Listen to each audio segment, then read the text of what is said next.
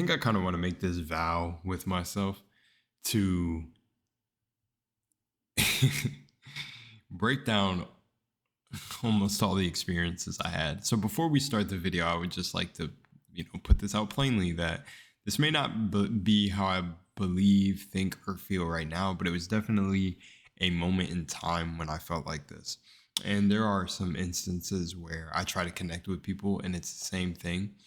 But today's video is going to be about spiritual mofos, dude. Spiritual mofos, dude. Spiritual mofos. Dude, this has always gotten me. But anyways, welcome back to another video, ladies and gentlemen. Sending out tons and tons of love. Remember to be your authentic self, man. We didn't come down here to be followers. But seriously, this has stumped me forever about the spiritual journey. I see so many gurus online. I see so many blah blah blah. It's become almost like a it's almost became like a franchise to be into spirituality. So much so that people coined the term New Age spirituality and associate what they don't know with the devil. I'm kind of throwing in multiple perspectives right there. I was just speaking from multiple dimensions. But let's stay focused on the New Age spiritual people and everything like that. One thing that I would give a tip to anyone getting into spirituality and anyone who's in this, what they call the spiritual community, but, they're at the top or they're maybe a big spiritual content creator. Stop fear-mongering these people into your fucking beliefs. I'm so serious. That is one of the things that I dislike about, I would say, spirituality becoming really mainstream and getting intertwined with the internet. But all things happen for a reason. So I'm glad that it became very widespread, that to the point where they're showing Infinite Waters Ralph's videos in college classrooms. Like, yes, that dude's videos are fire. I really, really enjoyed watching him around when I was 18 because that's when everything really started going bonkers for myself. Actually, around 17, I think, when we were watching that stuff. Yeah. But I had an awakening really early in my life. I would say around 14 is really where I really started asking pretty profound questions. So don't worry. A lot of my experiences make me definitely tailored and well versed in this field to talk about it. But one thing I've always been annoyed about on my journey is the amount of people who fearmonger people into certain techniques and ways to go about spirituality. The thing about spirituality and religion, regardless, I don't care who you are, and I know you feel this because I'm just speaking truth, is that your relationship with whatever you believe in is yours and yours alone.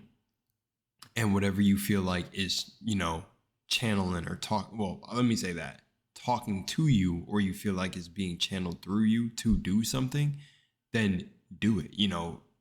Go about that. As long as it's not impeding on anyone else's journey, go and do that. Not deliberately, intentionally trying to harm someone else's journey or mess up the balance for another being. Do what you need to do, because I feel like a lot of people miss that coming into this. And that's why I had this belief before I even found, we'll call them teachers since it's easy to understand, spiritual teachers that talked about these topics, that it was never about community. And I really agree with that. Your spiritual journey, or your journey to the self and the true self, the higher self, it does not involve anyone else. But people, the beauty of it is people can relate to your story and resonate with your story, because honestly, we all live very similar lives in a sense. To you kind of get what I'm saying? Like, I could find another person out there who's probably spiritual and channeled, wanting to be like in this field of being a content creator or an entertainer in this timeline, as to where someone could probably find a firefighter who is also of that, or a chef or blah, blah, blah. I say this all the time, so I don't want to keep repeating it, but you know what I'm saying. It's like, you can find people, and you usually attract people who've gone through similar experiences in your life to you. So, it's a beautiful thing. But when it really comes to knowing thyself, that's exactly why the Egyptians coined that term. It's know thyself. There is nothing on the outside of yourself that can dictate or determine where your relationship with the one and only. Like, I want to stop saying source. I'm gonna say like Dragon Age. I'm gonna call it the absolute. Your literal feelings with the absolute. That's it. I just want to coin that term. I want to. It's not technically my own term because I'm taking it from Dragon Age, but I'm using it in that manner. The absolute.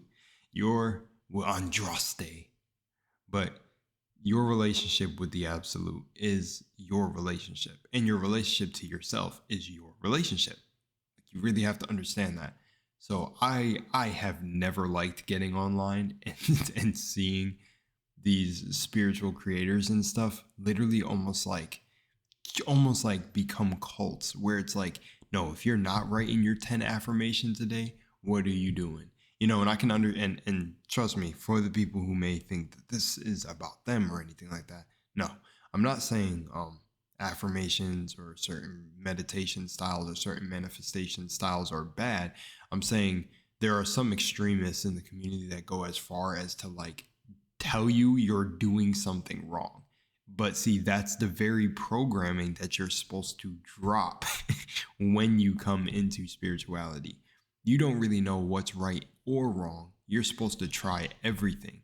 You're supposed to dig in the deepest depths of your mind to understand certain parts of how you work, how manifestation works for you.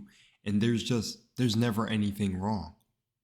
Like for me, I always tell my peers you have to get really militant about it. And I say that because you do have to drill this into you because it's a completely new language. It's like, it's not a new language, but it's new to what you've been programmed to believe. It's actually an old language that you're getting back to. So none of these concepts or anything even work for you if you don't put in the work to actually reprogram your mind. But I'm saying all that is to say, yes, that's the one tip I would give to everyone. You have to get militant to actually see what works for you. When I created the $28,000 in a month, I have the video on my YouTube. I did every technique possible. I did the knot technique where, you know, if I told you right now in the video, don't think of a pink elephant, you probably thought of a pink elephant. But if your mind is a little more twisted, maybe it thought of some other shit. But if I tell you, yo, don't think about your mom handing you money. Don't think about someone handing you money. They probably just handed you money in your head, or depending on your beliefs, maybe they didn't. But that's exactly what the knot technique does, is you basically, every time someone says something, it's pretty hard to not imagine what they say to you. So you would use that to manifest the things you want in your life, because you usually don't get what you want, you get what you don't want. So by saying, I don't want $100, or I don't want blah, blah, blah, you're usually going to attract it, because you're basically saying that the reason you don't want it, or if you're saying you want it, you're gonna get the don't want because because you're unattached. Sorry, I had a cough. This cough is almost gone, guys. Do not worry. But you're gonna get the don't want, because if you're like, yo, I don't want it. I don't want to experience this. I don't want to experience this. Well, you're gonna get it, because basically it's like you're tricking. I've heard this is the best person to explain this is Elmer. But the way I understand it for myself is like, you're basically telling the universe you already have it, so you don't want more of it, but it keeps giving you it because you don't get what you want, you get what you don't. Saying you want something means you're living in lack of it. You're not in vibration with the thing that you want. So you're basically saying, I want this, I want this, I want this, because you lack it. So you're going to keep creating the feeling of focusing on that you do not have this item. But if you go, man, I don't want this, I don't want it. No, don't give it to me. Don't give it to me. The universe is basically like, what? No, I want to give it to you. But anyways, that technique, scripting, everything. And those are many of the small ones that I'm throwing out here. But I've literally done the 369 technique, everything. And in that time of creating the $28,000 in the Honda Civic and everything, I literally was drilling these techniques. I'm talking about, I set an alarm for every hour of the day to remind myself to affirm. And I was scripting every single day, meditating every day. And I'm telling you, when you put in that level of work and get militant, you'll unlock everything. But again, these are just tools. So I would never tell you you have to do any of this. I'm just going to tell you that put the work in and they'll come back. And it's supposed to be fun also. It's not supposed to be like a grind, but for some people it can be.